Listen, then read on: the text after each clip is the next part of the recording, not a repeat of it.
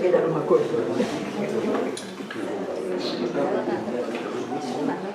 Buenas tardes a todos, señoras y señores, bienvenidos al Centro Asturiano de Madrid. La verdad es que es una satisfacción muy grande el abordar en este caluroso mes de junio, todavía en tiempo de primavera, pues un tema como el de hoy. Un tema de gran valor histórico y siempre interesante, por histórico y porque además se refiere a un episodio que cambió lo que es la humanidad, el entendimiento, el conocimiento de nuestro planeta, y particularmente para el solar hispano, pues constituyó una magnitud impresionante. Recuerdo que hace unos años ya abordamos esta temática desde otra perspectiva, obviamente, pero es inevitable la referencia, porque en aquella ocasión quien habló, un gran conferenciante, fue el doctor Luis Arranz, amigo personal y además gran decano, no podemos decir siempre lo mismo, de nuestra Facultad de Educación. Entonces, posteriormente también nos dio otra conferencia, don Luis Arranz, sobre el intercambio con América. Pero además, yo tuve la fortuna de ver a Luis Arranz en una entrevista que le hicieron en televisión, concretamente en Telemadrid, sobre un libro suyo en torno a esta figura que es Cristóbal Colón. Colón, misterio y grandeza, si no me equivoco. Y tuve la dicha de adquirir el libro, leerlo y disfrutarlo. Y una de las cuestiones que recuerdo, que fue ya hace, pues no sé, 8 o 9 años, que me llamó muchísimo la atención, entre otras cuestiones y anécdotas que se recogen en el libro, estaba la que se conoce como la tesis del predescubrimiento. Según parece, este gran navegante, que era Colón, genovés, según, aunque no sé si está esclarecido del todo, luego lo comentaréis. Según los catalanes, según los catalanes, y según los asturianos también decimos que... Pero bueno, realmente se dice que él, que estaba en contacto con otros marineros, pues que tuvo acceso, cuando ya estaba en el lecho mortuorio, a un marinero portugués que le había informado de que probablemente había pues tierra donde se consideraba que eran las Indias. Esto es lo que se conoce como la tesis del predescubrimiento, y no sabemos realmente si efectivamente fue así, porque constituye objeto de controversia y quizá uno de los secretos de Cristóbal Colón. Como quiera que sea, pues todos somos conscientes de la grandeza de la figura, no exenta de sombras también, pero hoy, como digo, es una gran satisfacción contar pues con don Ignacio Moyá, que ahora le presentará el presidente adjunto, Andrés Menéndez, pero realmente hay que decir que estamos encantados de que nos visite, y según figura en el título de las tarjetas, en el propio programa, es la primera conferencia. Esto pues ya es muy indicativo de que va a haber una continuidad y de que viene muy bien avalado por muchos comentarios. Surgió la anécdota ahora, no sé si hay tiempo y me lo permiten, de ver a su hermano gemelo, y realmente pues nos preguntábamos si hubo algún tipo de cambio de indumentaria, por lo menos le decía, pero no, efectivamente estamos aquí los dos. Y hay que decir en torno a los gemelos, no sé si lo conoces esto, gemelo y mellizo vienen de la misma palabra, son en ambos casos el mismo término, es gemelus. Por tanto, aunque a veces hay quien los distingue, y tampoco ponemos objeción, realmente vale la sinonimia, gemelo y mellizo. Digo esto porque lo que diferencia realmente es si son univitelinos o monocigóticos, pero tan gemelos son como mellizos, exactamente igual. Lo que diferencia es si son univitelinos, y ustedes lo son. Tú que naciste más tarde. Es que alguna vez comentándolo en las clases me han corregido, pero realmente es la misma palabra, es una palabra que ha parido otras dos, gemelo y mellizo, es gemelicium, es gemelo. Bueno, es como una curiosidad. Por tanto, quería decir esto, y siempre desde un punto de vista psicológico, pues los gemelos son objeto de gran interés, saludable por supuesto, para advertir qué es lo que influye más en la personalidad, si la herencia, si la genética o si el ambiente, el entorno. Obviamente pues influye la genética muchísimo, pero también el entorno. Bueno, pues nada más, por mi parte es todo, no sin antes agradecerles de nuevo su presencia, que disfruten mucho de la conferencia y cedemos la palabra a don Andrés Menéndez. Gracias.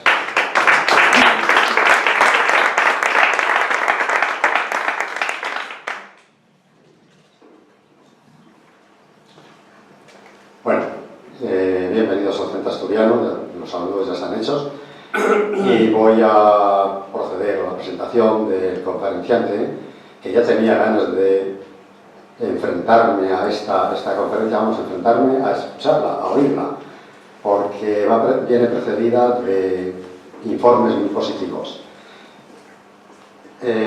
Don Ignacio Moyá es licenciado en Enseñanza Superior Militar, se formó e instruyó durante 15 años como oficial de las Fuerzas Armadas, siendo hoy comandante de Infantería en situación de reserva. Máster en Dirección Comercial y Marketing, graduado en Comunicación por el Instituto Dale Carnegie y diplomado superior como presentador de radio y televisión. Es socio director de la empresa de formación Avante Consultores, además de ser reconocido profesor en escuelas de negocios y experto entrenador en habilidades comerciales, sociales y directivas. Colabora habitualmente con sus intervenciones en el mundo empresarial como conferenciante en el ámbito de liderazgo, motivación y ventas.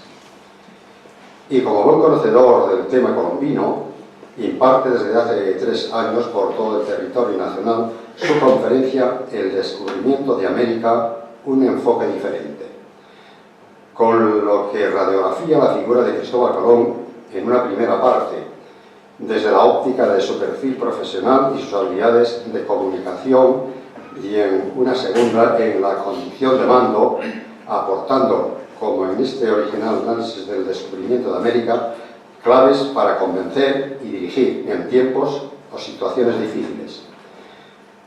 Creo que queda bastante claro que es una persona preparada y yo por mi parte quedo con los oídos bien abiertos para recibir cuanto nos diga.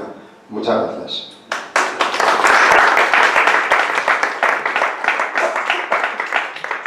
Bueno, pues quiero en primer lugar agradecer al presidente Valentín y Andrés vuestra generosa presentación. Quiero agradecer de todo corazón la labor que hace el Centro Asturiano de Madrid, porque creo que junto con todas las casas regionales, y me consta que estamos en la Casa de Cana, Casa de Cana a nivel internacional, y me parece admirable el trabajo que hacéis por difundir la cultura en todos sus ámbitos, y me consta que muchas veces con unos recursos pues muy escasos, ¿eh? Así que gracias por lo que hace el Centro Asturiano en general. Y luego en particular pues por haberme invitado como conferenciante. También me consta que aquí vienen primerísimos espadas de muchísimas disciplinas. Es verdad, como bien se ha apuntado, que yo con esta conferencia pues me estoy recorriendo toda España y me está dando muchísimas satisfacciones, pero no dejo de valorar el que me deis la oportunidad de también, además, aquí en el Centro Asturiano, pues poder presentar este enfoque sin lugar a dudas original del descubrimiento de América. Y no quiero terminar mi presentación para empezar la conferencia sin agradecer al auditorio. Es obvio que quienes dan sentido a cualquier cosa que se quiera difundir en el ámbito cultural pues son las personas que tienen el valor de, al terminar una jornada laboral y con el calor que está cayendo en Madrid, pues venir y estar aquí. Lo digo de verdad con mayúsculas porque lo más cómodo es ir a casa, encerrarnos con el aire acondicionado, así que valoro y agradezco de todo corazón que estén aquí. En justa correspondencia, pues vamos a ver si efectivamente el enfoque es original, es ameno y aporta todo esto que estamos anticipando. Muchas gracias.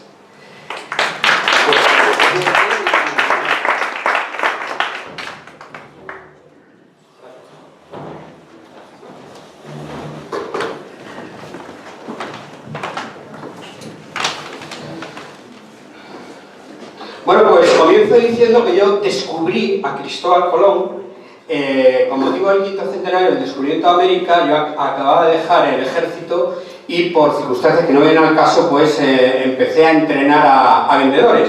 Digamos que cambié el disparo en combate por el disparo comercial.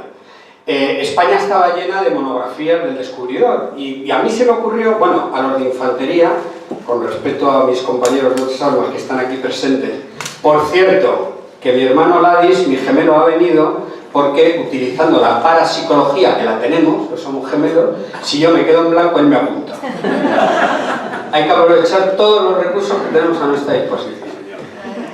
Bueno, entonces los de infantería en el ejército de natural somos de venirnos arriba. Entonces yo que empezaba a entrenar a vendedores dije, hay que ver este Colón que nos habían enseñado en el colegio, que había tenido una negociación muy complicada con los reyes católicos. Digo, voy a entrar en la historia de Colón a ver si encuentro algo que compartir con mis vendedores.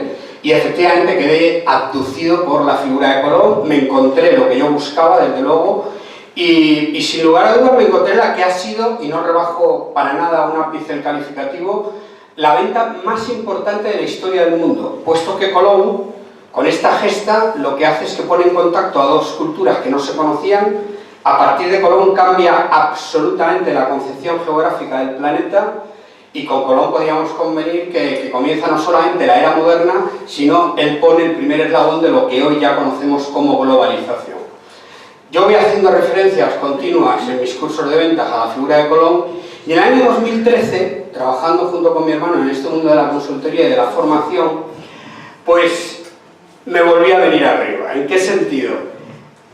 Me hice la siguiente composición de lugar. Digo, si Colón es un emprendedor que hace más de 500 años diseña un proyecto, tiene que venderlo y finalmente tiene que dirigirlo, y todo esto lo hace en una época muy convulsa de la historia de España, la de entonces, entre otras cosas, no había presupuesto, que esto nos suena, pues me pareció que aquel escenario era muy parecido al de ahora. Así que en el 2013 pues abordé la tarea de bueno, pues envasar de alguna manera todo lo que yo llevaba recorrido y estudiado sobre la figura de Colón y diseñé esta conferencia del descubrimiento de América un enfoque diferente, con dos entregas. Hoy vamos a asistir a la primera, ¿no? La primera parte es Cristóbal Colón cuando convencer parece imposible. Lo que hago es cronológicamente diseccionar primero al descubridor desde que nace hasta que va a zarpar para descubrir América. Eso es lo que vamos a ver hoy, incluida por supuesto la negociación con los reyes católicos. Hoy vamos a estudiar el personaje, vamos a ver sus habilidades en temas de ventas y vamos a hacer un paralelismo, que es lo que lo hace, yo creo que original esta conferencia, entre lo que pasó entonces y lo que nos toca vivir ahora a todos nosotros, ¿no? Y para el 25 de octubre tenemos cerrado aquí en el Centro Esfirano de Madrid, que vamos a dar la segunda parte. Yo creo que con este título muy sugerente: Cristóbal Colón fue jefe, fue líder, ambas cosas, ninguna. Así que esta conferencia la termino hoy, el 17 de abril de 1492, que es cuando Colón por fin consigue el dinero y los otorgamientos que él necesita para navegar, y el 25 de octubre no les queda más remedio que venir, ¿se dan cuenta? Pues lo que haremos será navegar con Colón en su primer viaje. Bueno, pues vamos con esta primera parte. Yo parto de una tesis principal, y es que para que haya una venta, yo voy a hablar de ventas, pero no voy a corregir mucho porque todos estamos vendiendo constantemente. Vendemos a nuestros hijos, a nuestra pareja, vendemos en el trabajo, cuando queremos proponer algo y queremos ir a un sitio de viaje, todos estamos vendiendo, negociando constantemente. Así que doy por hecho que lo que vamos a ver hoy no hace falta ser un vendedor profesional para que sea de interés de cualquiera de nosotros. Pero para que haya una venta, de manera muy básica, tiene que haber un producto, tiene que haber clientes potenciales y tiene que haber un vendedor. Muy bien. El producto realmente era extraordinario. El producto era encontrar una ruta alternativa para llegar a las Indias. Para entender la importancia que tenía esto en la época de Colón, hay que retrotraerse a 1271. Entonces un joven veneciano llamado Marco Polo le dijo a su madre, y pueden creerme: mamá, me voy a tomar el aperitivo con unos amigos. La madre le dijo: hijo mío, no te entretengas, que hoy comemos pronto. Mira, al salir le enredaron unos familiares y estuvo 17 años recorriendo la actual China, entonces Qatar. Claro, cuando llegó, su madre: hijo mío, ya te vale, la comida se te ha quedado fría, y Marco le dijo, mamá, no me entretengas porque tengo que escribir todo lo que he visto, porque he alucinado con todo lo que he visto allí. Y es verdad, hablando en serio, que Marco Polo escribe y nos regala a los europeos el Milione, el libro de las maravillas de Marco Polo, por el que nos alerta a los europeos que lo que hay en China merece mucho la pena. Hay marfil, hay oro, hay seda, hay piedras preciosas y hay especias. Las especias eran especialmente importantes en la época porque no había salido Balay al mercado. Claro, entonces las especias valían para preservar los alimentos, en cualquier caso para quitarle ese sabor putrefacto que nos resultará fácil de imaginar. Las especias formaban parte de los grandes patrimonios de la época. Tener especias, tener esclavos, desgraciadamente, y tener oro era lo que más valía. El que tenía especias podía pagar impuestos, comprar tierras. Bueno, pues hubiéramos sido felices, porque lo fuimos los europeos, una vez que Marco Polo nos alertó de esto, creamos la ruta de la seda, pues los europeos no somos tontos, así que empezamos a ir a China y a proveernos de todo lo que había allí. Y hubiéramos sido felices hasta nuestros días si no fuera porque en el año 1453, cuando Cristóbal Colón tiene 2 años, el imperio turco, los turcos de ahora, los otomanos de entonces, no solamente se habían hecho con el Santo Sepulcro, sino que en su expansión cae la ciudad de Constantinopla, la actual Estambul. Por el lugar que ocupa en el plano, en el mapa, es fácil de imaginar que eso lo que va a provocar es que Europa se estrangula. Los productos ya o no llegan o lo hacen a unos precios altísimos. Europa, que se había mal acostumbrado a lo bueno, pues empieza a empobrecerse. Y eso es lo que justifica que en la época de Colón encontrar una ruta alternativa que consiguiera conectar de nuevo el tráfico con todo aquello, cualquiera daría lo que fuera. ¿Cualquiera? ¿Quiénes? Pues desde luego los clientes potenciales que serían los grandes monarcas de la época. El rey Juan II de Portugal, nuestros reyes católicos y los reyes de Francia y de Inglaterra.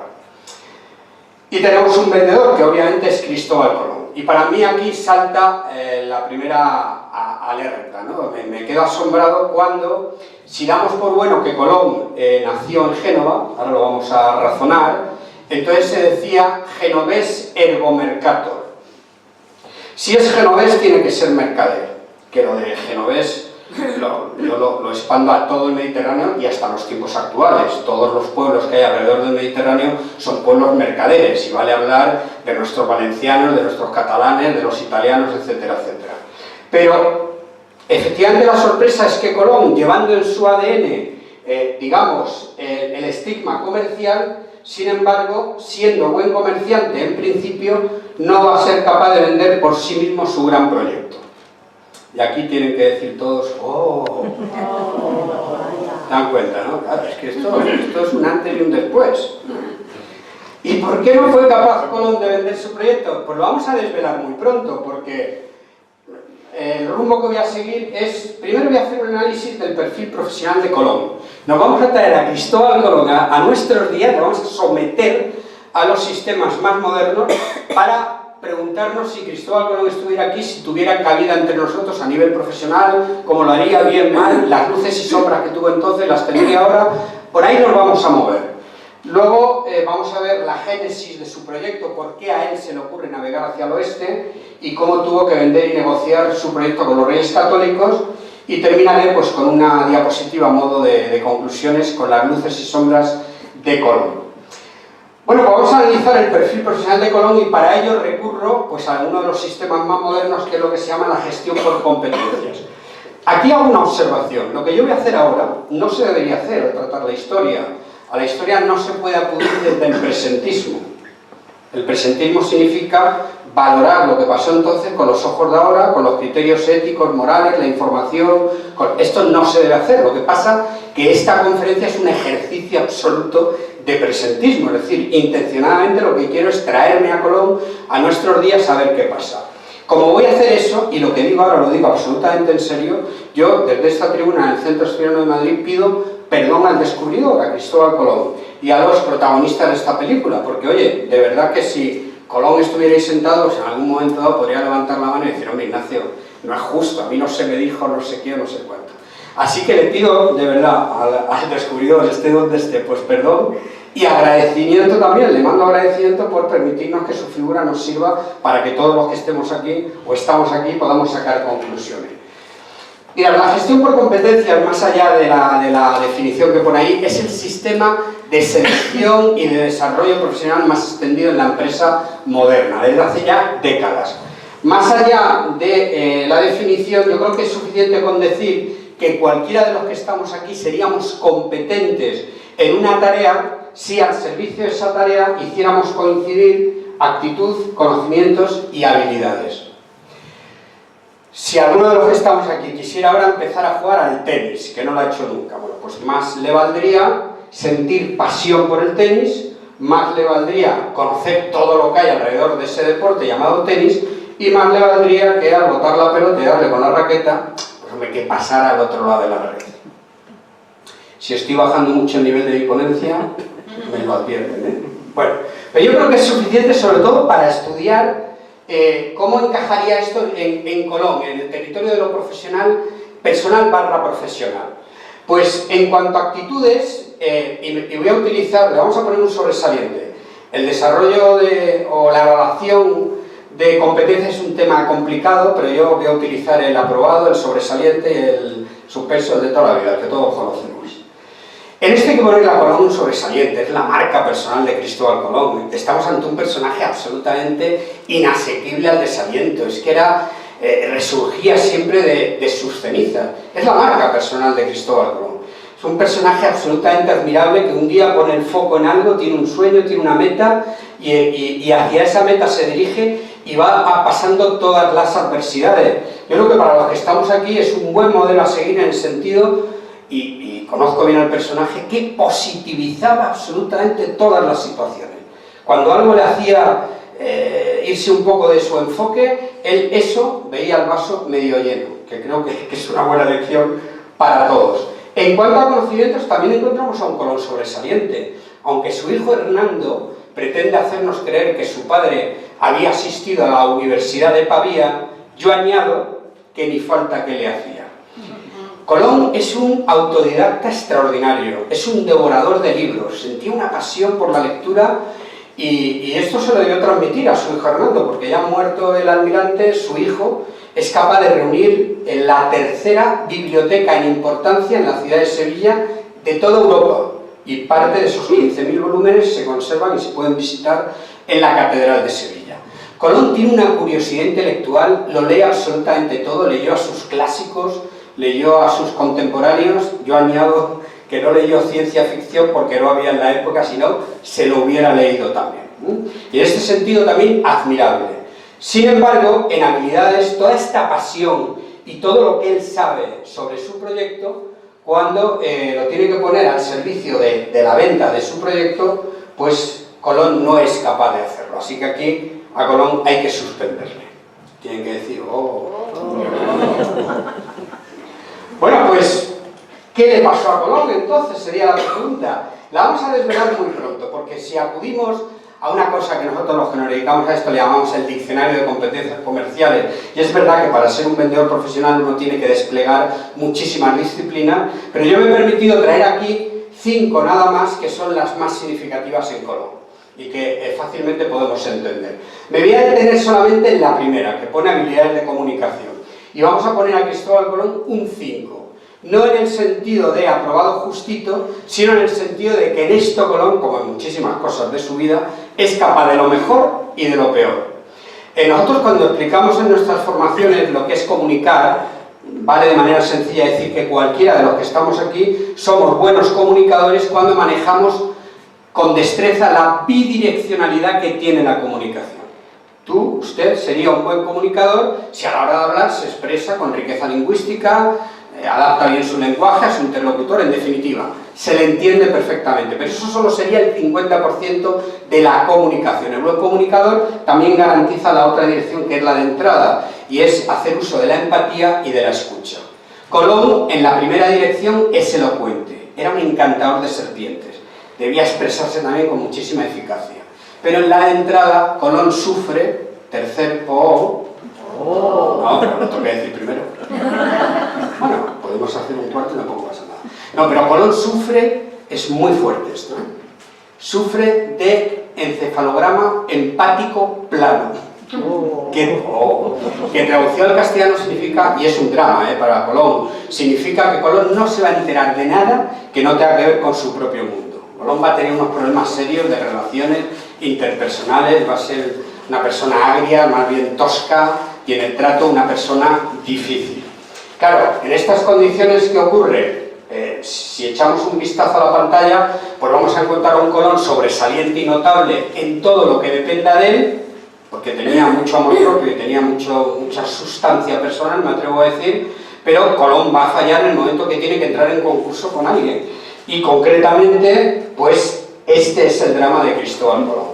Colón, en términos puros de venta, se va a plantar ante los reyes católicos, les va a contar su proyecto, pero Colón no tiene ni idea, porque además no empatiza, y ni se ha preocupado de saber cuál es la realidad de Isabel y Fernando, que por cierto son realidades absolutamente diferentes, como veremos ahora.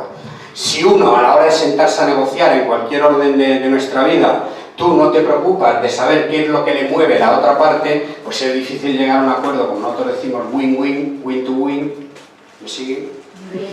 Ganar, ganar. Claro, si te importa poco lo que va buscando el otro, pues tienes un problema serio para negociar. Y este es el problema que tiene Cristóbal Colón. Antes de pasar al siguiente apartado, doy un pildorazo sobre competencias emocionales, porque no se puede entender hoy el desarrollo personal, profesional, sin la inteligencia emocional. Hay un debate que está muy manido, coeficiente o cociente intelectual, que nos puede dar lo mismo, versus el emocional. Y vale con decir que antiguamente, cuando alguien se quería presentar a una empresa, esa empresa era suficiente que te pasara el test psicotécnico.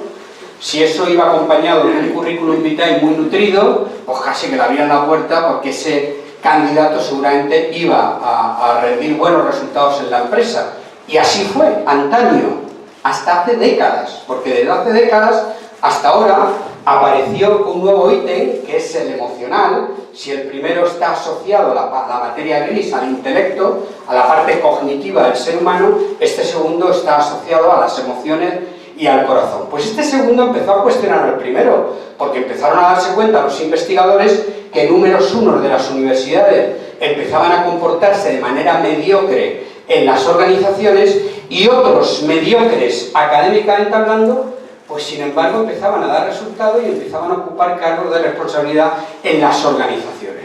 Se hizo el estudio debido y hoy no hay ninguna duda, ya el consorcio para la investigación de la inteligencia emocional en las organizaciones nos dice que este segundo ítem es mucho más importante que el de la pericia técnica propiamente hablando.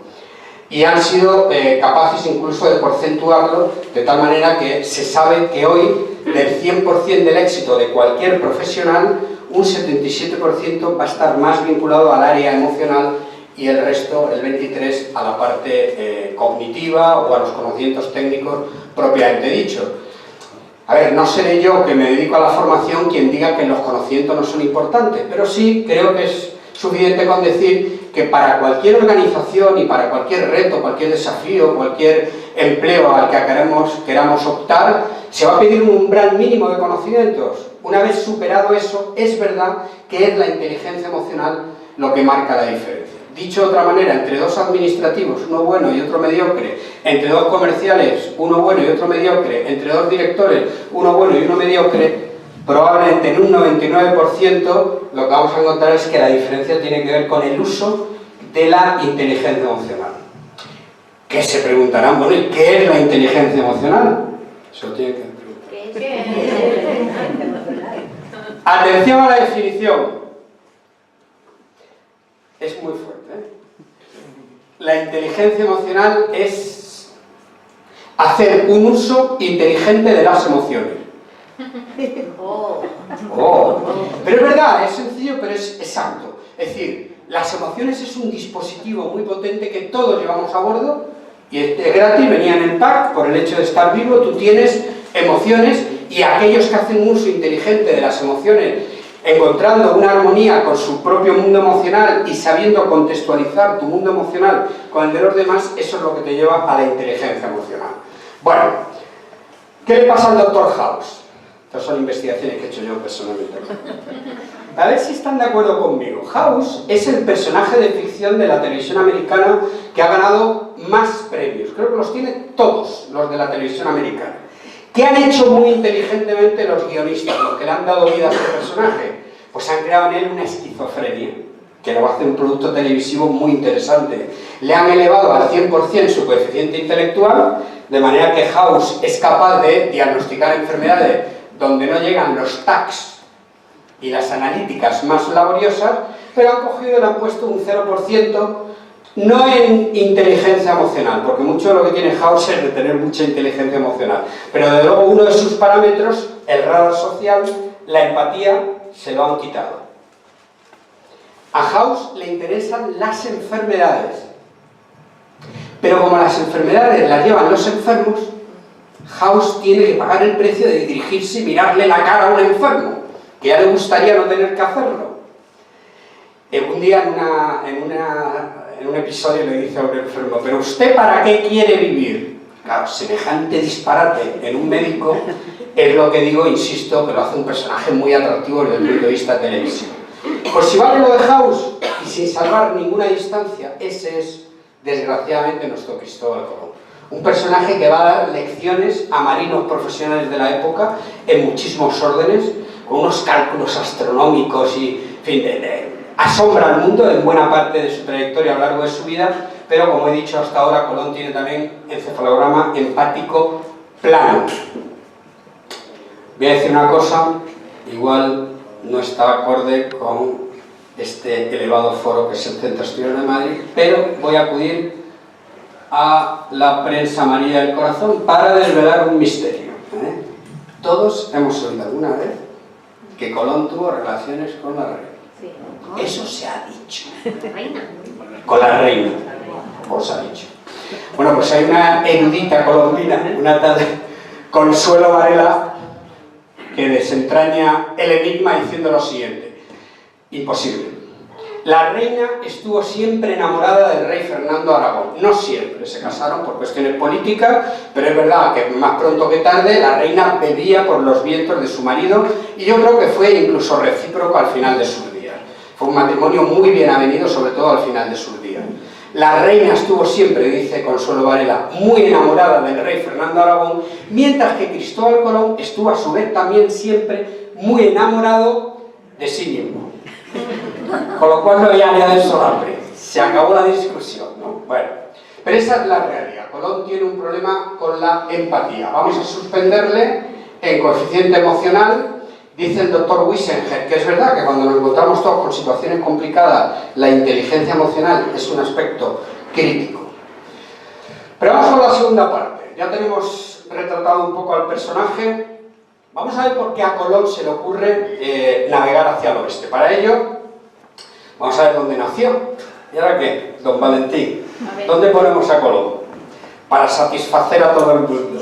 Bueno, es verdad que Colón es un absoluto enigma.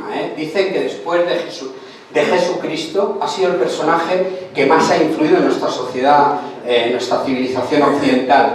Y se escribe y se especula de él a partes iguales. Es un misterio que luego, como nos vamos a tomar una sidrina, ya si acaso alguno quiere saber un poco más, lo hablamos. Pero luego uno de los misterios es ¿dónde nació Colón? Bueno, pues la teoría oficial dice que Colón nació en la República de Génova.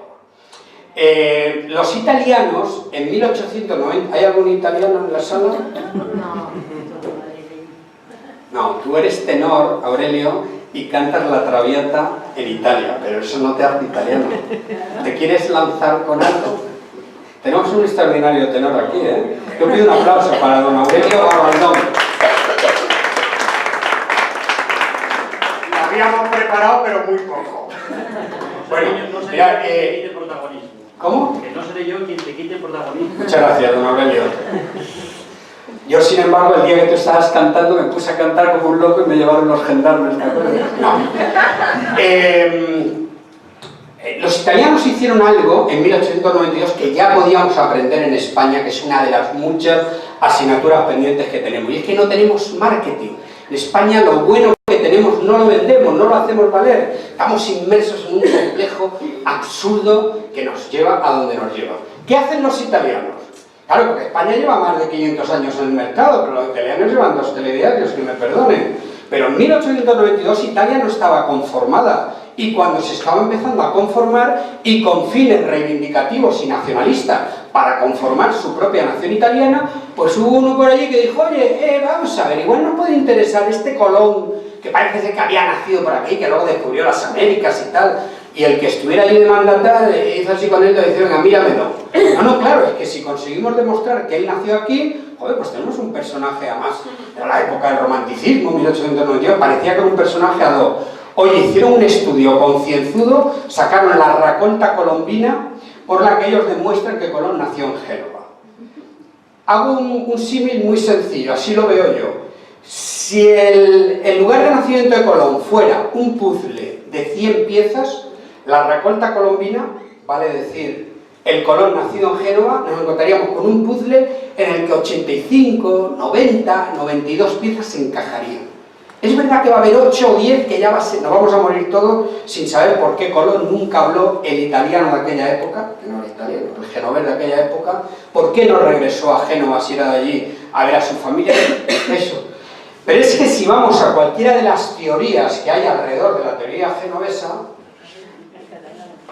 y sigue valiendo el símil del puzzle, pues aquí nos encontramos con unos puzzles que en algunos casos pues se podrían encajar 5 o 6 piezas porque han encontrado algo que ponía por Colón, pero ya está. Hasta un 50, 40 o 50%, y me estoy refiriendo a las teorías que se sustentan en indicios más verosímiles, pues que es el Colón nacido en Galicia, el Colón nacido en Portugal, el Colón nacido en Cataluña, el Colón nacido en Mallorca. Mari Carmen, sé que aquí hemos tenido problemas. Sí. Ella es ¿de qué isla eres? De Ibiza. De Ibiza, y no me permite que no diga ninguna teoría que no sea el Colón nacido en su casa divina. ¿Puedo seguir? Sí, sí. Luego lo discutimos otra vez. Bueno, Creo. pero es que es verdad que el Colón nacido en Mallorca también se sustenta en indicios muy verosímiles. ¿Qué es lo que ocurre? Como dice también Consuelo Varela, que todas estas teorías no soportan la carga documental del Colón nacido en Génova. Serían puzzles que nunca terminarían de encajar las piezas. Voy a hacer una observación muy particular al Colón nacido en Cataluña, porque está ocurriendo algo que es de dominio público, ¿no? La teoría del color catalán, de verdad que es una de las teorías más interesantes, por lo menos para estudiar, para discutir, para debatirla, como insisto, como es el gallego, el mallorquín o el portugués. Pero claro, con fines reivindicativos de nacionalista, con el desafío soberanista, han cogido la historia de Colón, por cierto, junto con la de Santa Teresa de Jesús y Leonardo da Vinci, todos ellos han nacido en Cataluña. Y están haciendo un uso tan torticero, están dando vueltas de tuerca tan obscenas, que claro, que son auténticos disparates. Y pongo un ejemplo, porque nos vale para aplicarlo en cualquier otra teoría. La teoría del Colón nacido en Cataluña sostiene que las naves de Colón van a zarpar finalmente del puerto de Pals, en l'Empordà. Bueno, pues han hecho sus estudios y dice que para mí, por más que lo miro y lo reviso, no, es que era un puerto que en el medio Pals, en l'Empordà, tenía mucha actividad náutica y no hay nada más, no, por eso Colón nació ahí. Bueno, me parece escaso, pero bueno, vamos a dar por bueno que zarpó de Pals. Claro, ahora tú te coges a una mujer que se llama Alice Gold, que murió en 1953 de un infarto de corazón en las puertas del archivo de Simancas. Esta americana se fue a Puerto Rico por motivos de salud. Allí se empezó a meter con el tema colombino, quién fue el primer español que llegó allí, y decidió venirse a España y dedica sus últimos 50 años de vida a estudiar cuáles fueron los marineros que viajaron con Colón. Y de los aproximadamente 90 marinos que viajaron con Colón, Alice Gold es capaz de documentar a 87 de ellos. Esta mujer, lo digo con todo respeto, era una rata de biblioteca, se metió en todos los archivos habidos y por haber, de hecho murió en el de Simancas cerca de los 100 años y seguía haciendo. O sea, tenemos documentados 87 marinos, partidas de nacimiento, los pleitos colombinos, en los archivos. Yo le diría a Belbeni, que es el catalán que sostiene que zarparon de Pals, oye Belbeni, dando por bueno tu teoría, ¿ahora qué hacemos? ¿Cogemos a los 87 marinos en palo, los subimos a un autobús y los llevamos a Pals para que zarpen de allí? Y fin de la historia.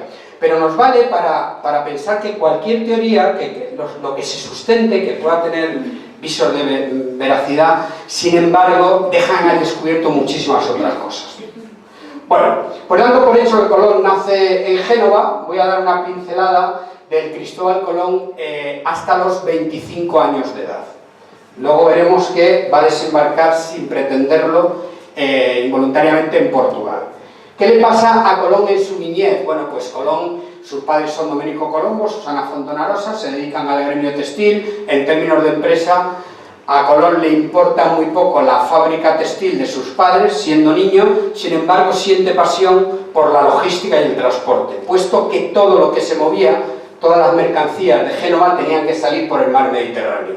Y Colón desde muy niño siente pasión por la mar. Desde los 14 años está ya navegando y cuando tenía 25 años pues va a desembarcar en Portugal, con 25 años.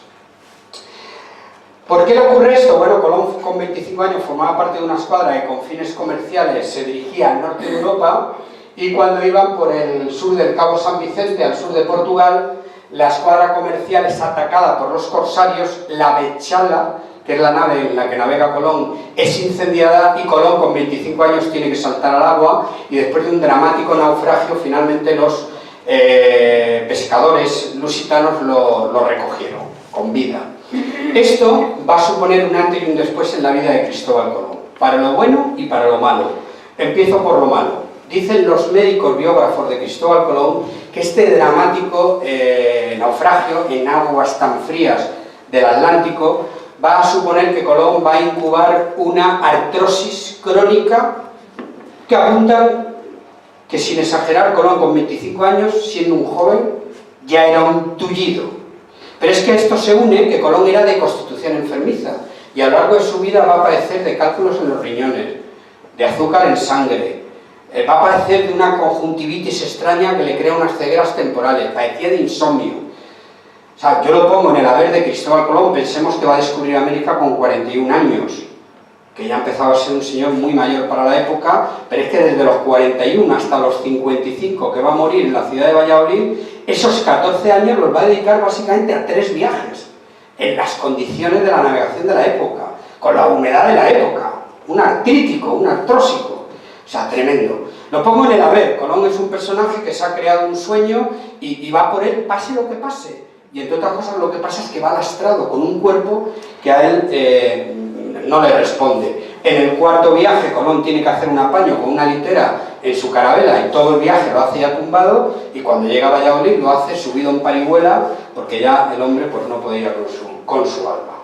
Pero bueno, esto es por lo malo. Por lo bueno, pues Colón cuando desembarca sin pretenderlo en Portugal se da cuenta que su reino es de ese mundo. Los portugueses habían hecho el trabajo, sus deberes antes que nosotros. Nosotros nuestros deberes los empezamos a hacer con Don Pelayo. Es decir, cuando los musulmanes se hicieron con toda la península ibérica, que en 7 años cayeron todos los reinos cristianos de la época, de la actual España y Portugal, pues Don Pelayo fue el que tuvo que, bueno, saben lo que pasó, ¿no? Cuando Tarik, el general Tarik, fueron echando por tierra todos los reinos y llegó fatigado a los picos de Europa. Miró para arriba y dice, madre mía, lo que hay ahí. Entonces le dijo al Turuta, súbete para arriba. Pero ¿por qué yo, señor general, súbete para arriba? Me dice lo que hay al otro lado. Total, que no me va, siempre tengo que hacer caso y tal, pues eso soy el general, tira para arriba. Se va para arriba, ¿dónde vas solo? Llévate alguno que otro, llevó 3.000. Subieron los 3.000 y cuando llegaron allí, Pelayo estaba con 200, 300 más ahí en la cuerda, en la Santina, habían terminado una boda, la sidrina, pues estaban los hombres, claro, pues durmiendo la siesta, ¿verdad? Que los moros empezaron a dar la guerra y tal, y dijo, Pelayo, hasta aquí se acabó la historia, cogió la gaita, más o menos, no muy... Pero es verdad que la batalla de Covadonga, 300 héroes, 300 asnos que dice la historia, que a Pelayo, porque Tarik, es que no lo he terminado de decir bien, es que Tarik bajó, cuando vio aquello, vio a Pelayo y a los demás allí, vio la orografía del terreno, y esto es historia, bajó y le dijo a Tarik, no merece la pena. Pero porque está el terreno muy tal, la climatología, ¿no? y es verdad que de alguna manera Tarik lo que va a hacer es ignorar al pueblo asturiano, y se fueron ya hacia Francia, luego allí los pararon también, pero ese ignorar al pueblo asturiano hizo que que luego ya Pelayo pues iniciara la reconquista. Pero para lo que estamos aquí, es verdad que nosotros llevábamos, cuando Colón, en la época que estamos hablando, están pasando ya casi 8 siglos, que nos está costando volver a expulsar a los musulmanes del territorio español. Pero los portugueses habían hecho los deberes antes. Y bueno, hicieron no solamente bien los deberes antes, sino que además aprovecharon que Portugal es un extraordinario balcón asomado a la mar para hacer de la navegación la razón de ser. En Portugal no se hablaba otra cosa más que de navegar. Por eso en la época de Colón los portugueses lideran la Champions League de la navegación. Con Enrique el Navegante, que fue un príncipe que no navegó nunca, pero desde tierra lo manejó todo muy bien, y es verdad que impulsó todos los proyectos náuticos de la época. De ellos hay que reconocerles que crearon la carabela, un todoterreno de última generación desde luego de la época, y Colón, una vez que llegó a Lisboa, cuando se recuperó, conoce a Felipa Muniz de Perestrelo, y al año se casa con ella. Esta mujer pertenece a la aristocracia porque su padre ha sido... se va a conectar con Juan II de Portugal porque el padre ha sido el gobernador de una de las islas de Madeira. Con lo cual tenemos a un Colón que ha hecho un matrimonio que le permite estar en las altas esferas y encima se van a vivir a la isla de Porto Santo. El suegro ya ha muerto, pero el suegro ha dejado allí en Porto Santo un montón de documentación y en cualquier caso Porto Santo es un cruce de caminos de todas las exploraciones de la época. Y aquí empezamos a entender por qué Colón va a ir cambiando su espíritu comercial, que era lo que tenía el Mediterráneo. En una primera fase utiliza el mar con fines comerciales y aquí va a sufrir una metamorfosis en la que Colón va a ir cambiando los fines comerciales de la mar con fines descubridores. ¿Por qué se le ocurre a Colón zarpar hacia el oeste? En esta recreación que hay, yo creo que debía ser así. Me imagino a Cristóbal Colón mirando hacia el oeste en muchas ocasiones. Hay que decir, y con esto rompo una lanza a favor de Colón, que Colón no es un loco suicida, un insensato que decide navegar hacia el oeste. Es que navegar hacia el oeste era muy complicado en la época. Pensemos que eran demasiados los navegantes que se habían atrevido a desafiar a las columnas de Hércules que marcaban el final del mundo conocido, y eran demasiados los insensatos que se iban para allá y no volvían. Eso, junto con las supersticiones de la época, hizo que en la época de Colón el océano Atlántico era la mar tenebrosa. Se daba por hecho que había brazos que arrastraban a las embarcaciones hasta el final, había monstruos marinos, etc. Entonces la pregunta es, ¿y por qué Colón se atreve? Digo Colón porque no era el primero que estaba deseando hincarle el diente al océano Atlántico. Pensemos que en toda la costa europea estaban llegando indicios que apuntaban a que a la distancia de una carabela tenía que haber algo. Porque es que estaban llegando, y hablo de las costas de Irlanda, de Inglaterra, de Cantabria, de Galicia, de Portugal, llegaban pues unas maderas labradas de una manera artesanal impropias de Europa, unas vegetaciones impropias de Europa, y definitivamente unos cadáveres, alguno que otro con rasgos asiáticos. Pues claro, los indígenas americanos todos provienen del estrecho de Bering, de los chinos que pasaron por ahí arriba. Con lo cual, todo indicaba que a la distancia, insisto, de la carabela tenía que haber algo. Pero nadie se atrevía, e insisto, que el que se atrevía no volvía. ¿Por qué Colón se decide? Y aquí enganzamos con lo que habías anticipado, Valentín, porque hay dos cosas que van a empujar a Colón. Primero, el mapa de Toscanelli. Toscanelli es un científico florentino que se ha dejado arrastrar por los conocimientos de Ptolomeo. Me siguen, ¿no? Porque es Ptolomeo. Ptolomeo, atención, ha hecho un cálculo erróneo de la esfera de la Tierra. Bueno, eso de que en la época de Colón, que si se sabía que era redonda, se sabía perfectamente desde los clásicos. Pero sí que es verdad que va a haber un error de bulto porque Ptolomeo ha calculado la Tierra así. ¿Me están viendo, no? Así, como la estoy poniendo yo, Esto significa que según Ptolomeo, el diámetro de la Tierra es de 29.000 kilómetros. Y no es verdad, han hecho un cálculo erróneo con una milla árabe, no sé qué historia, y el caso es que la Tierra no era así, aunque Ptolomeo dice que es así, la Tierra es así. Es decir, la Tierra tiene 40.000 metros de diámetro. De un plumazo Ptolomeo le ha quitado un cuarto a la esfera terrestre. Pero ese error de Ptolomeo lo arrastra Toscanelli. Y Toscanelli, claro, dice, vamos a ver, pensando, si yo conozco Inglaterra, España, África, que es lo que aparece aquí, esto es territorio conocido, y por el otro lado por China, por donde anduvo Marco Polo, Japón y tal, todo esto lo conocemos, y son 29.000 kilómetros, pues al cerrar la Tierra, claro, lo que han hecho, como ahora la esfera es más pequeña, se han ventilado el continente americano. Esta es la creencia de la época. Esto es lo que Toscanelli le quiere decir al rey Juan II de Portugal, que le quiere animar a que mande carabelas en aquella dirección, porque a 750 leguas tiene que haber tierra. Aquí se ve mucho mejor.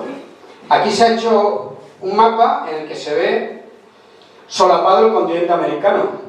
Esto es muy interesante porque lo que le va a pasar a Cristóbal Colón, que es una enorme injusticia, es que Colón los 4 viajes los va a hacer en este área. Pero él se cree, cuando muere en Valladolid en 1506, que está aquí. La obsesión de Colón es llegar al continente, a China, a Catay, a las especias, y no sabe que está aquí. Y encima muere en 1506, y un año después, en 1507, es cuando Américo Vespucci descubre que se trata de un continente único. Como encima Américo Vespucci pues era cartógrafo, empezó a levantar planos y a mandar información a Europa. Encima la imprenta estaba ya desarrollando una enciclopedia a nivel europeo, reclamaban a Castilla y Aragón que era todo eso que estaban descubriendo, y todo era según Américo. Y Américo dice, Américo, alguien lo puso en femenino porque todos los continentes van en femenino y hoy se llama América, cuando todo ese continente debería haberse llamado Colombia, y no que Colombia pues ha quedado solamente para un país. Pero ahora viene la ruta del piloto anónimo, la teoría del predescubrimiento. Es decir, Colón ya con Toscanelli, lo que le dice Toscanelli es que a 750 leguas hay tierra, luego él quiere animarse a ir. Pero definitivamente Colón seguramente está en el sitio indicado para encontrarse con un regalo, que es el gran secreto, como ha dicho bien el presidente, el gran secreto de Cristóbal Colón, que es el que desarrolla el profesor Juan Manzano, nacido en Madrid, pero en la Universidad de Sevilla, y que dan por bueno la mayoría de los autores. Y es verdad que si se da por bueno, es verdad que encajan, o por lo menos buena parte de los enigmas de Colón desaparecen. Según la teoría esta del profesor Juan Manzano, pues resulta que esto que vemos en pantalla es cómo se comporta, eso lo sabemos hoy, lo que vemos en pantalla, es cómo se comporta el océano Atlántico, sus mareas y sus vientos. Esto es lo que no sabían los de la época. ¿Qué es lo que ocurre aquí? Este es mi momento, hombre del tiempo. ¿O son cosas mías? Bueno, es muy interesante lo que ocurre aquí. El aire muy seco y muy caliente, del Sáhara, golpea violentamente las aguas frías del Atlántico. Por la diferencia de temperatura, de calor y de frío, eso se va retroalimentando y va ascendiendo. Estos se llaman los vientos alisios, que desgraciadamente en septiembre golpean sobre el Caribe en forma de huracanes. ¿Correcto? Sí. Bueno, luego hay una corriente que es la del Golfo, cuyas mareas y vientos facilitan el poder regresar a Europa. Esto es lo que se llama el tornaviaje, que nadie conocía en la época de Colón. Eran muchos los que se habían empujado por los alisios, y cuando querían poner la proa, había motores, querían poner las velas mirando para acá, como estos vientos son constantes, pues desgraciadamente muchos marinos no regresaban nunca porque morían en alta mar, sencillamente de inanición al quedar separados. Según la teoría del profesor Juan Manzano, hubo una carabela que, estando en Cabo Verde, se sintió empujada involuntariamente, no pudieron cambiar el rumbo, y al cabo de unos 15 o 20 días de navegación se encontraron, yo calculo que unos 20 hombres de la tripulación en esa carabela, se encontraron con el Caribe. Claro, yo digo, casualmente. Y aquí tenemos a Marcela, que es argentina, y tú sabes lo que hay por ahí, por vuestras buenas tierras. Pero claro, a ver, estos hombres, 20 hombres que vienen de la oscura Europa, donde todos son normas, donde todo es pecado, y van y se encuentran con el Caribe, y dicen, pues nos vamos a entretener. Nos vamos a entretener. Y bueno, y es verdad que estuvieron cerca de 2 años allí, pero la sonrisa hay que cambiarla por un rictus serio, porque desgraciadamente el descubrimiento de América va a suponer un choque dramático de enfermedades, de tal manera que nuestros conquistadores van a llevar allí muchas gérmenes, para lo cual nosotros ya estábamos inmunizados, quizás porque ya habíamos pagado el precio, por ejemplo, de la peste bubónica en el medievo, que se llevó a media Europa. Todo eso en América no se conocía, con lo cual España nunca provocó un genocidio en América, provocó una debacle absolutamente social, pero claro, Pasteur no había descubierto todavía la penicilina, no se sabía lo que estaba pasando. Pero es verdad que todo el bajón que hubo demográfico fue por eso y nunca por un genocidio. Genocidio es lo que provocan los anglosajones en Norteamérica, que de manera intencionada, y lo dice el diccionario, genocidio es cuando de manera intencionada y por motivos políticos, de religión, de raza, de sexo, se extermina a un pueblo intencionadamente hablando. España nunca, el Imperio Español nunca estuvo en la cabeza de ningún mandatario el que se terminara con los países que estábamos conquistando. No solamente no estaba en la cabeza de nuestros mandatarios, sino que los reyes católicos lo que hicieron fue legislar precisamente para todo lo contrario. Pero es que eso forma parte de mi tercera conferencia, que es España en el Nuevo Mundo, la injusta leyenda negra, que si tenemos oportunidad me gustaría contarlo también aquí. Pero es verdad que esta nave, llegaron allí, estuvieron mucho tiempo entreteniéndose, pero ellos van a contraer, los marinos, una cepa de la sífilis que no se conocía en Europa. Es decir, en sus relaciones sexuales con las indígenas, estos marinos van a empezar a morir. No solamente ellos, sino la propia carabela, que es víctima de la broma, un molusco que ataca la madera. Con lo cual, cuando empiezan a morir, necesitan a los médicos europeos, así que deciden regresar, y cuando debía haber unos 8 o 10 tripulantes vivos nada más, no se sabe por qué, pero el piloto Alonso de Huelva tomó la determinación de subir hacia el norte y la corriente del Golfo le trajo hacia Europa. Fueron a recalar en las islas de Madeira y al menos saben en qué isla concretamente ocurrió el desembarco, como se lo estoy contando. En la isla de Porto Santo. Cristóbal Colón se va a encontrar con un dramático regalo. Se encuentra con una carabela hecha polvo y con 4 o 5 navegantes que van muriendo todos, y el último, el piloto Alonso de Huelva, le va a dar a Cristóbal Colón, como se ha dicho aquí, en justa correspondencia por los cuidados que la familia Colón dio a esos navegantes, antes de morir le va a dar un plano bastante fidedigno de todo lo que ellos han recorrido en el Caribe, y le va a dar el dato de que a 750 leguas hay tierra. Así que en blanco y en botella, Colón lo que va a hacer es presentar su proyecto al rey Juan II de Portugal. El rey Juan II de Portugal va a traicionar a Cristóbal Colón. Bueno, por un lado hace una cosa sensata, que es a su junta de matemáticos decirles que estudien esto a ver si técnicamente es viable. Pero cuando Colón se da la vuelta, toca el timbre, el monarca, viene su personal asistente, dígame usted, majestad, y dice, oye, mándame a un, esto es historia, mándame a un piloto portugués tiene que ser sí, de lo nuestro, ¿cómo va a ser si no? Mándame un piloto que vaya para allá a ver si lo que... y traiciona a Cristóbal Colón. Y la historia dice que una carabela portuguesa salió a comprobar si lo que decía Colón era verdad, y a la semana de navegación entraron en pánico y se volvieron. Pero Colón se va a enterar de esta traición, y además en paralelo ha muerto su mujer Felipa, que por cierto le había dado ya a su primer hijo, a Diego, había engendrado a Diego en Madeira, y cuando Diego tiene 6 años, Felipa vuelve a quedar embarazada y van a morir tanto la madre como el segundo hijo en el parto. Así que encontramos a un Colón traicionado en un país donde su proyecto no interesa, porque la Junta de Matemáticos dicen además que no interesa. Viudo, y entonces decide venirse a Castilla y Aragón.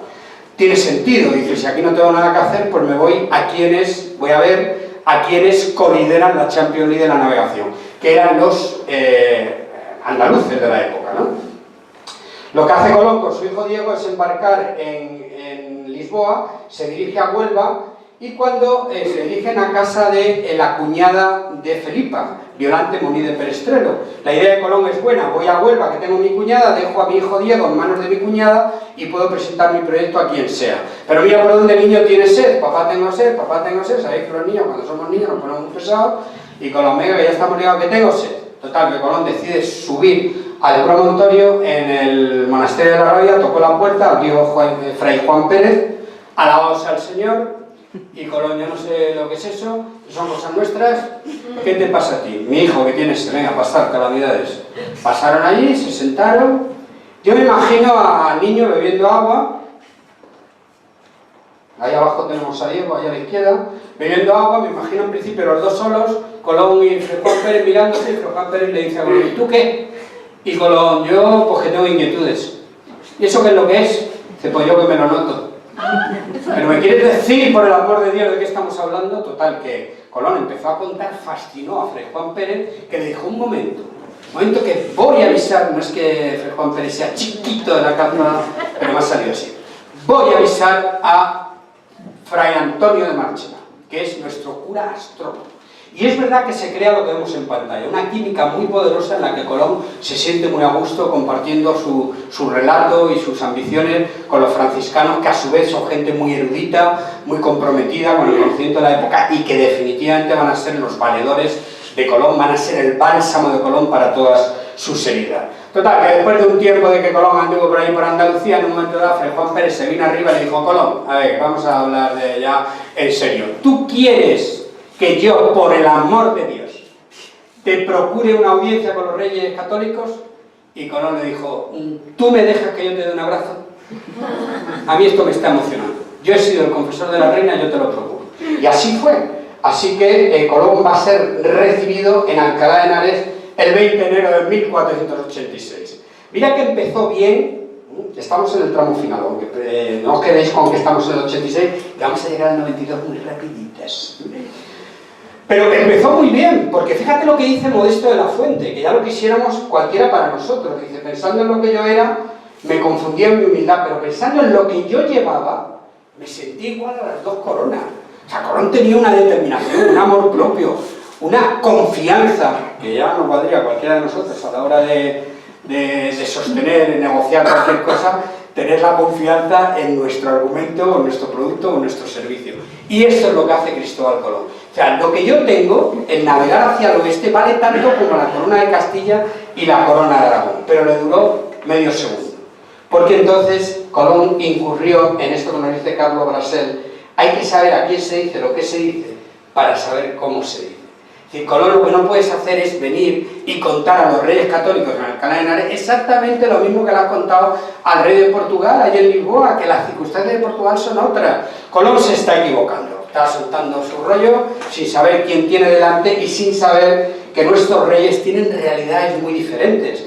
Isabel y Fernando, con su matrimonio, van a poner el embrión de la futura España, pero el tanto monta tanto Isabel como Fernando, que nos enseñaron en la escuela, bien lo podíamos traer aquí, primero para hacer un homenaje a nuestra reina Isabel de Castilla. Parece mentira que más de 500 años después le seguimos dando vuelta a esto de la paridad de sexo y la igualdad entre hombres y mujeres, cuando Isabel de Castilla lo dejó clarísimo. Parece admirable, ¿eh? Si analizamos con perspectiva lo que hizo Isabel de Castilla, primero ser reina. En aquella época, definitivamente, una mujer no podía aspirar a nada. Y ella se ciñó la corona, además sin avisarle a su marido. ¿Saben? O sea, ellos se habían casado muy jóvenes en Valladolid. El rey Fernando de Aragón se estaba frotando las manos. Dice: bueno, yo voy a pegar aquí un pelotazo, porque los fueros de Aragón son machistas. Tenemos la ley sálica. Cuando yo me case con ella, yo voy a ser el dueño y señor de todo. Isabel va a ser una extraordinaria reina consorte. Lo que no podía imaginar Fernando de Aragón es que de repente, cuando muere el hermanastro de Isabel de Castilla, sin avisar a su marido, sin llamarle al móvil, en la iglesia de San Miguel en Segovia se hace proclamar reina de Castilla. Mira, el rey Fernando de Aragón se le ponen los pelos como jarpia, estando en Aragón, cogió un caballo, esto es historia, en la ciudad de Turega, no tuvo que pasar noche, porque ya no daba más al basto, y ya cuando llegaron se reía y ya cuando llegó allí, pues Fernando de Aragón se plantó delante de la reina, ya con la corona allí puesta. Le iba a decir la reina: ¿qué? ¿Es guapa o qué? Y le dijo: ¿esto qué es lo que es? Y la reina le dejó: menos gritos, milagritos. Y se crea la Concordia de Segovia, que si se molestan en mirarlo, la Concordia de Segovia es un conflicto muy serio que tienen Isabel y Fernando, siendo maridos y mujer, y mediante la Concordia lo que hace Isabel de Castilla es acotar su territorio. Ella nunca va a dejar de ser la reina de Castilla, como Fernando no va a dejar de ser el rey de Aragón. Esto es muy importante, porque desde el punto de vista estrictamente de la edad es asombroso. Como dos reyes, marido y mujer, que cada uno velaba por su propio territorio, con monedas y con fueros diferentes, porque esa es la historia de los reyes católicos, excepto cuando abrazan un proyecto en común. ¿Cómo pudieron crear el Estado, uno de los primeros estados, y luego el Estado más moderno de la época? Y eso es mérito de la reina Isabel y del rey Fernando de Aragón. Pero claro, para lo que nos trae aquí, Fernando está contando la misma historia a dos reyes que yo le diría a Colón: vente para acá un momento, te voy a contar lo que hay detrás de ellos.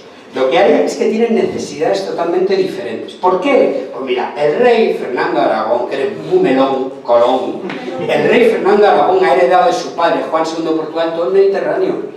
¿Tú sabes la cantidad de tareas que tiene el muchacho allí? Si este hombre no tiene tiempo ni de atenderte, si no sé cómo está aquí en Alcalá de Henares escuchándote. Que de hecho estaba todo el rato así Fernando de Aragón y dice, ¡ay, madre mía! Claro, es que él se está expandiendo por el Mediterráneo y con plazas como Sicilia y Nápoles que le están empezando a dar guerra. Pero es que la reina Isabel de Castilla está en el registro contrario. La reina, mediante el Tratado de Alcasovas, ha conseguido ceñirse la corona de Castilla. Y es un éxito, desde luego, pero ha tenido que pagar un precio muy caro.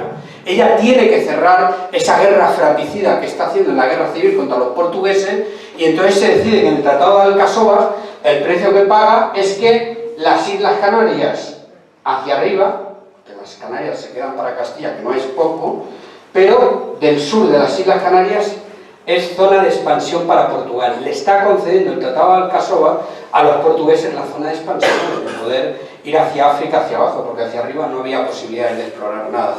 Esta es la situación de Isabel de Castilla. Isabel necesita abrazar un proyecto ilusionante. Isabel tiene la sensación de que está en deuda con sus súbditos, que tiene que hacer algo espectacular. Por eso cuando los reyes están escuchando a Cristóbal Colón, porque ahora Fernando de Aragón le dice, cállate, que eres muy pesado. ¿Cómo dices que te amaba? Yo, Cristóbal. Pues tú, Cristóbal, o tú, como te llames. Date el piro, vampiro. O sea, esto a mí me resulta cansino. Yo no tengo tiempo, tengo muchas cosas que hacer en el Mediterráneo. Además, no sé si sabes que esta mujer y yo, la espasa calpe tiene 4 hojas en blanco esperando a que nosotros reconquistemos Granada. Y te voy a decir más. No han respetado mi condición de hombre. Nosotros los hombres, o vemos los subtítulos o vemos la película.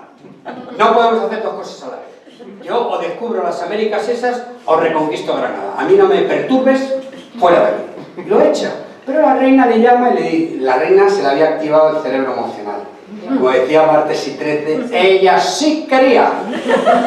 Se le activa el cerebro emocional, llama a Colón y le dice, mira, Cristóbal, mi marido es un bocaza, vaya, te hablaré del otro día. Escúchame una cosa, a mí esto me interesa. Lo que pasa es que es verdad que estamos con la reconquista de Granada y ahora tenemos problemas. Tú ponte con nosotros, con la corte itinerante, y cuando yo vea... Y aquí, y ya cierro, hay 7 años que se califican de los 7 años más miserables para Cristóbal Colón. Esos 7 años en el que la reina le ha puesto el caramelo a Cristóbal Colón, pero la reina no puede tampoco terminar de decidirse porque Granada está dando muchos problemas. La orografía que hay alrededor de Granada hace que el frente sea muy flexible y Colón pues empieza a perder la paciencia. Yo al principio decía que en otoño de 1491 Colón tira la toalla.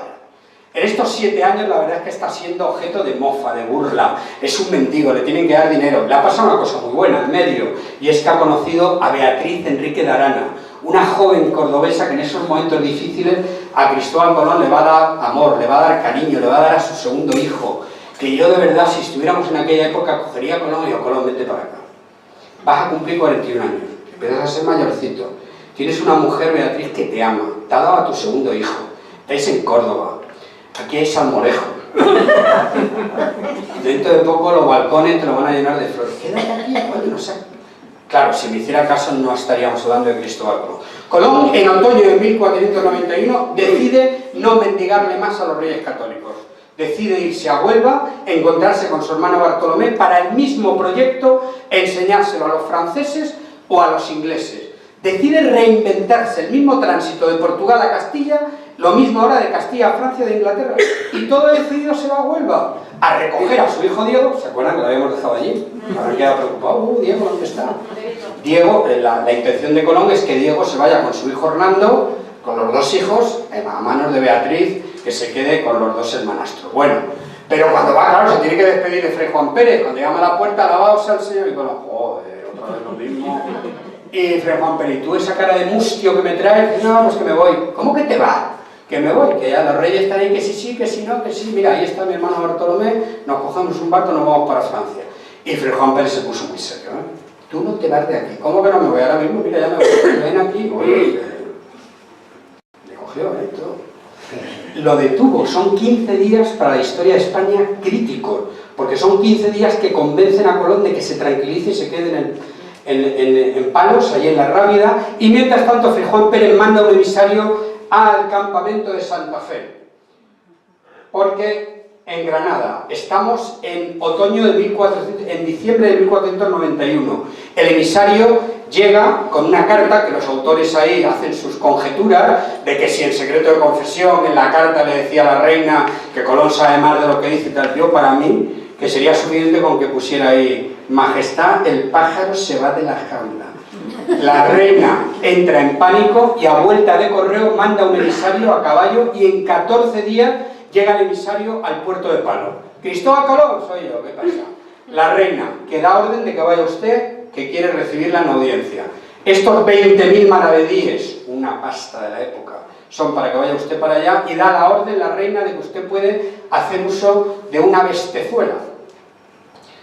Que tú dirás, bueno, una mula. Pues es que era el business class de la época.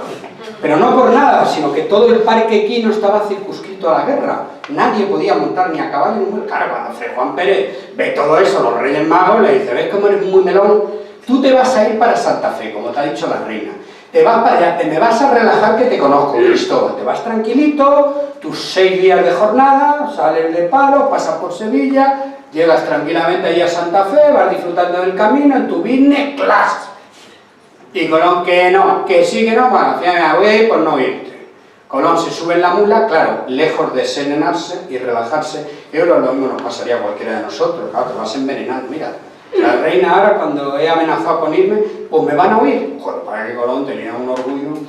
La que montó al llegar allí. Termino, ¿eh? Llega Colón, diciembre. Primero que le hacen esperar. Cuando ya Colón va directo ahí, le hacen así. ¿De qué pasa ahora? Que Boabdil, que no termina de dar las llaves, cuando las ve, luego van las audiencias. ¿Que tengo que esperar más? Tienes que esperar más. Se envenena ya del todo. Por fin Boabdil da las llaves de Granada, se libera, vean, comienzan las audiencias. A ver, el Colón. Llega Cristóbal Colón, los consejeros de Castilla, los consejeros de Aragón. El rey Fernando se acomoda en la silla, cuando levanta la vista lo ve ahí. Y este es el cansino, ¿no? La reina ahí con una risa ahí hierática y tal, pendiente a ver, Colón. Y se arranca Colón con lo siguiente. Bueno, ahí hizo la genuflexión, que me engaño. La genuflexión. Majestades, señores consejeros de Castilla y de Aragón, creo que mi cara les resulta conocida, ¿verdad? Bueno, vamos a ver si ponemos las cositas claritas, pero un poquito así como de Madrid también, ¿no? Un poquito. Yo no voy a repetir mi proyecto en qué consiste, porque hasta yo mismo me aburro de contar lo mismo. Si he venido aquí es porque ese franciscano que me está mirando se ha empeñado en que venga. Por hacerle el favor a él estoy aquí. Pero le voy a hacer un favor también a ustedes dos. Mira, hace el rey Fernando así. Sí, sí, sí. O sea, yo estoy tan convencido que este proyecto va a cuajar, es verdad que no sé si en Inglaterra o en Francia, pero estoy tan convencido, que esto me lo van a quitar de las manos por donde vaya, que yo ahora les voy a dar a ustedes, soy yo el que les doy la oportunidad. Si me quieren financiar y me dan los otorgamientos que yo necesito, que insisto que me lo van a dar en cualquier sitio, ahora yo voy a poner unas condiciones, pero es un favor que les hago. Ahora exijo, lo que no habíamos hablado hasta ahora, exijo que se me nombre almirante de la mar Océana. Un título que solo tenía un primo hermano, me parece que el rey Fernando Aragón. Exijo que se me nombre virrey gobernador de todo lo que voy a conquistar. Y quiero la 10ª parte de todos los beneficios que se van a derivar de esta operación.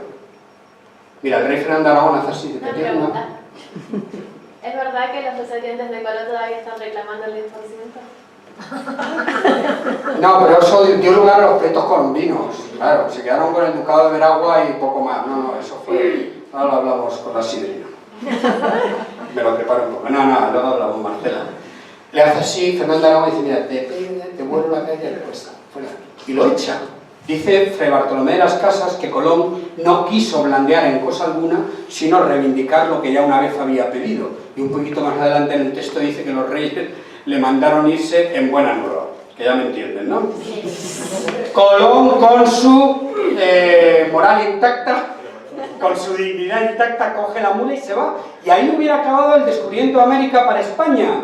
Y hoy en todo el continente americano, de verdad lo digo, pues se podía estar hablando francés o inglés si no fuera porque a Colón le va a salir su especial ángel de la guarda, Luis de Santángel.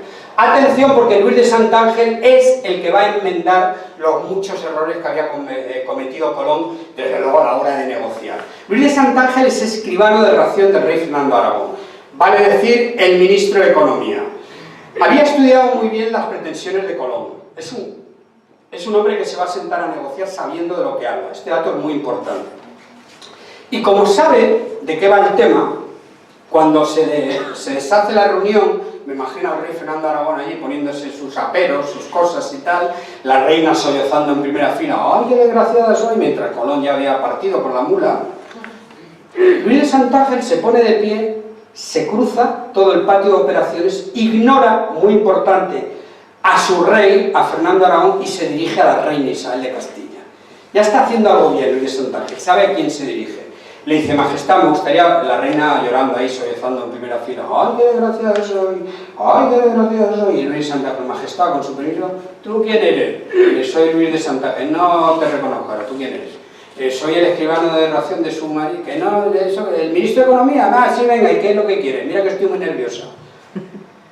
Pues majestad, desde la responsabilidad creo que le tengo que decir alguna serie de cosas. Mira que estoy muy nerviosa, no me pongan mal en... A ver, majestad, en primer lugar, no la reconozco. Usted, una mujer con tanta determinación, con tanto coraje, usted que ha pisado con tanta firmeza, me parece que está un poco contemplativa con todo esto que está ocurriendo. Ve, ya me estás empezando a poner nerviosa. Luego, por otra parte, como esto cuaje en Francia o en Inglaterra, yo no sé la cara que se nos va a quedar a todos, y desde luego ustedes no van a pasar a la historia como unos príncipes magnánimes, ni mucho menos. Bueno, ya está, ¿vale? ¿Y qué? ¿A dónde quieres llegar? ¿Usted se imagina, majestad, si lo que dice este loco visionario fuera cierto? ¿Usted sabe cuántas almas se podrían convertir al cristianismo? Todos. Isabel la Católica, dice la historia que en ese momento la reina pega un golpe en la mesa y dice, entro en este proyecto por la corona de Castilla. El rey Fernando Aragón, que estaba allí, qué pesada eres, Isabel, que tenemos las arcas extenuadas, que no. Y entonces Luis de Santángel intermedió, llamó al rey con educación, cuando los tuvo a los dos allí, le dijo, bueno, en primer lugar, majestades, les ruego que bajen la voz, porque están dando un espectáculo bochornoso. Luego, por otra parte, yo económicamente he estudiado esto y como soy el actual arrendatario de las Salinas de la Mata en Alicante, que nos han dado un pico de tesorería. ¿Qué es eso, la reina muy nerviosa? ¿Qué es eso de antes? Que tenemos liquidez, pero yo no sé lo que es la liquidez. Que tenemos dinero. Ah, pues entonces, porque la reina había dicho previamente que no hay dinero, aquí están mis joyas. Esto es historia, aquí están mis joyas. Cuando interviene el rey de Santángel y dice que no hace falta el dinero, que las Salinas han dado dinero y tal, bueno, recogió las joyas rápidamente. Igual que fue una maniobra en un sentido, lo hizo en el otro. Luego, majestades, les digo lo siguiente, vamos a ver. Con este hombre se puede hablar en los siguientes términos. Podemos aminorar el riesgo de la siguiente manera. Si él quiere ser almirante de la mar Océana, el virrey, gobernador y tal, pues, y quiere la 10ª parte de todo lo que él descubra, vamos a decirle que sí. Pero de lo que él descubra, él sale de donde tenga que salir como capitán. Él sale sin ser revestido gobernador de nada, pero si llega a donde llega le vamos a dar esos títulos. Con lo cual no arriesgamos. Si él sale y se pierde y no vuelve, eso desde luego no lo perdemos. Y si vuelve con todo ese patrimonio, ¿cómo no le vamos a dar la 10ª parte de tal? Bueno, ves, sí, no, si esto tiene sentido y tal. Y por último se me ocurre que se le puede pagar en especie, porque yo me he enterado que Palos, la villa de donde viene este hombre, han cometido unas fechorías en el mar y han hecho unos actos de piratería, con lo cual le deben un dinero al fisco. Podemos obligarles a que pueden resarcir esa deuda poniendo a disposición de Colón las tripulaciones y los buques. Y a la reina le dijo, Luis, que no insista, que esto se va a hacer, o sea, esto se va a hacer. El rey Fernando de Aragón se acordó de una experiencia que había tenido en Zaragoza. Cuando era un niño, con 8 o 10 años, le había preguntado una vez en Zaragoza a su padre, a Juan II de Aragón, le preguntó Fernandito, papá, ¿qué es el eco? Bueno, en Maño, papá, ¿qué es el eco? Y entonces Fernando de Aragón le dijo, el eco, Juan II, el padre, el eco, hijo mío, es el único que tiene cojones de contestarle a tu madre. Esa experiencia le marcó a Fernando de Aragón y se acordó en este momento que dice, mira, el cerebro de mi mujer está enfilado hacia América y más vale que sí. Entonces un emisario, hágase, dijo la reina, dijo el rey, venga, pues adelante, un emisario, un alguacil, perdón, a caballo salió corriendo en el llamado Puente de los Pinos, a 7 leguas de Granada dio alcance a Cristóbal Colón, en un puente que existe ahí, un Puente Pinos. en Granada, que yo pagaría por ver también esa escena, todo el mundo ahí transitando, y el alguacil, ¡Cristóbal Colón! ¡Cristóbal Colón! Y ya Colón levanta la mano ahí en el pollín, no sé yo, ¿qué pasa? Le dice, a ver, que vengo de parte de los reyes, que se vuelva usted a Granada, que le van a dar el dinero y todo lo que usted ha pedido. Y se quedó así mirando a Colón y le dijo al alguacil, mira, a mí no me vaciles, que te vuelo la cabeza y te tiro por el puente hacia abajo. Y el alguacil le dijo, mira, yo soy funcionario, nosotros salimos a las 3 y yo concretamente a las 2 ya estoy en mi casa. ¿Sabes? No sé cómo decirte que a mí esto me resulta inverosímil. ¿Sabes lo que quiero decir? Bueno, y así fue. El 17 de abril de 1492, reunidas ambas partes, se firmaron, ahora tienes que decir todo, por fin, las capitulaciones de Santa Fe. Bueno, termino diciendo que no me gustaría dejar una imagen frívola del rey Fernando de Aragón. Es verdad lo que he contado, que los desencuentros con Colón fueron muchísimos, pero una vez que la reina tomó la determinación, Fernando de Aragón cerró filas en torno a la mujer y además debo decir una cosa para ser justo, es que la reina dice, entro en este proyecto por la corona de Castilla, pero esa compra la hizo con la visa de su marido y vale lo que digo, porque al final el dinero lo puso Alicante, que era del reino de Aragón. Es decir, la reina entró en el proyecto, pero el dinero lo pusieron los aragoneses. Y de hecho, con el poco oro que llegó de las Américas, parte de ese poco oro parece ser que es el que hay en el Palacio de la Aljafería, en Zaragoza, donde están las Cortes de Zaragoza, y el artesonado ese que te enseña ahí arriba, que lleva oro, es el poco oro que Colón al llegar tuvo que devolver a Aragón, no a Castilla. Pero bueno, que Fernando de Aragón cerró filas con Colón, ya muerta la reina también, fue un gran valedor para los hijos también, tanto de Colón, vamos, para Colón y para sus hijos. Y a modo de resumen, claves de esta venta, me parece interesante, Luis de Santángel interviene con una preparación previa. Hemos visto cómo conoce los intereses de la reina y se dirige a ella. Vende por beneficios, dispara las emociones. Es que cuando vendemos, tomamos la decisión desde el punto de vista emocional. La religión. Desde el punto de vista emocional, y luego lo justificamos desde el punto de vista racional. Me he comprado este coche porque consume poco y tú estás mintiendo. Tú te has comprado ese coche porque lo has imaginado aparcado al lado desde tu cuñado. Luego en el trabajo dice que consume poco. Primero es la parte emocional la que no... Y esto es lo que hace Luis de Santángel. Negocia controlando el riesgo, como hemos visto, y es creativo al proponer la fórmula de pagos como pago en especie. Conclusiones, pues hombre, yo de este Cristóbal Colón me quedaría desde luego con esa resiliencia, esa resistencia que tiene ante las adversidades. Es un hombre técnicamente preparado, ya lo veremos en octubre, como en alta mar. Van a venir, ¿no? En octubre. Sí, claro. Vamos a ver lo que hace en alta mar, que es impresionante, y la autoconfianza que tiene este personaje. Hombre, habría que corregirle, tiene unos argumentos de venta generalista, le va contando lo mismo a todo el mundo, tiene de carácter difícil y su falta de flexibilidad y creatividad en el momento clave. Esto que ven en pantalla es una fotografía de la playa real a la que llegó Colón en la isla de en San Salvador, en las Bahamas. Colón llegó aquí a San Salvador, en las Bahamas. Esa es una foto que me hice yo junto a un monumento, que es una placa conmemorativa del gobierno español en 1992. Soy de los pocos españoles que ha estado en la isla a la que llegó Cristóbal Colón. Él lo hizo con 3 barcos, yo con 3 aviones. Lo mismo. Bueno, pero lo cierto es que no vale nada la isla, por eso Colón estuvo unas horas y hasta que no llegó a Cuba no se tranquilizó el hombre. Pero sobre esta playa termino agradeciendo de nuevo al Centro Asturiano de Madrid, ¿verdad?, la oportunidad que me habéis dado. Muchas gracias por las risas, no sois actores, ¿no? Es real lo que hemos visto aquí, pues muchísimas gracias por la atención y las risas. Y termino pues con una frase que a mí me gusta, la he elegido porque la historia de Colón es la historia de cómo vencer adversidades. Yo creo que todos tenemos problemas en la vida, dificultades, y hay una frase, para mí es una frase de referencia, y esta frase creo que es muy bonita, que alguno o alguna conocerá, no sé por qué he dicho alguno o alguna, retiro de alguna, que quizás conozcan, pues bien la podría haber acuñado el mismísimo Cristóbal Colón. Y es que la vida no es esperar a que pase la tormenta, la vida es aprender a bailar bajo la lluvia. Pues muchas gracias.